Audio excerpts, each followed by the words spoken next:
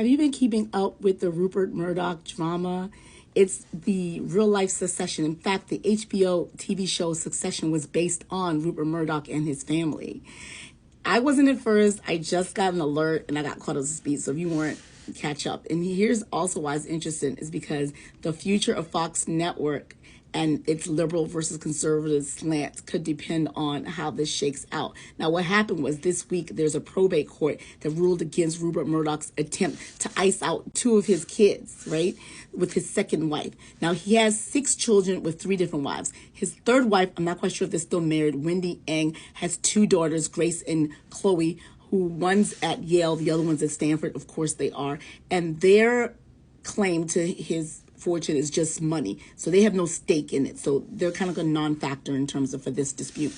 The first one is Prudence with his first wife. Now, Prudence, while she has actually worked with the company at some point, and the latest, I think she was on the board of Time Magazine. Time Magazine is owned by News Corp, I believe. News Corp is Rupert Murdoch's parent company.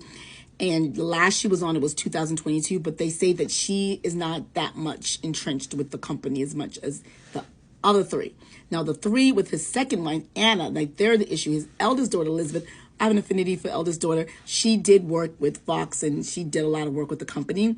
She eventually founded her own media company, which got bought out by her dad's parent company. Of course it did. And now she has another venture and she's a philanthropist. So she's doing her thing, Elizabeth, but she's interested. Then you have James. Now, James actually also worked with the company. He's the youngest. At one point, he was the head of 20th Century Fox, which is like the movie arm, which is a big deal. And he was involved with the company a lot. He split off because he didn't like the lean. Apparently, James is liberal. So, yeah, that's why he's trying to ice him out. Now, the guy who, like, Rupert wants to leave all his money to is Lanchin. I think it's pronounced Lanchin. Lanchin is the middle kid.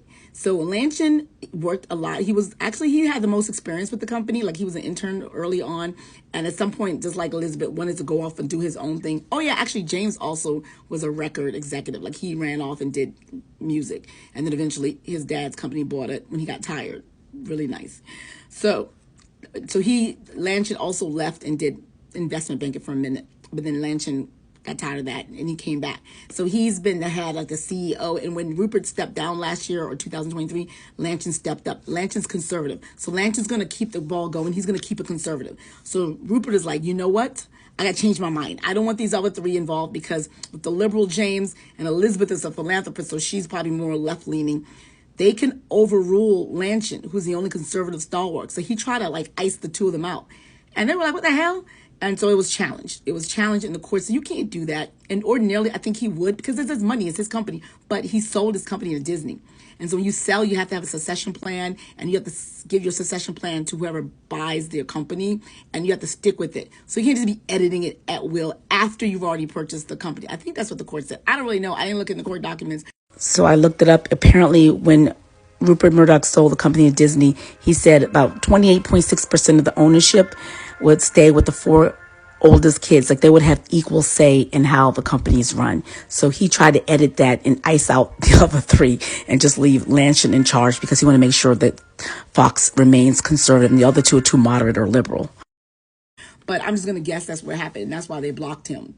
So isn't this drama like so interesting? And wouldn't it be a trip if, he's 93 now. He's still alive and kicking. But after he kicks the bucket, when that kind of unsensitive to say that way. After he passes on, whether or not Elizabeth and James can take over and totally like throw Fox on his head and like in this chokehold that this terrible network has on our family members. Wouldn't that be interesting? Oh my God, so interesting. Keep up with this, man. I'm going to go watch that Succession, actually. I think I'm going to start binging. I have some of the other shows to binge, but I'm going to add that to my list.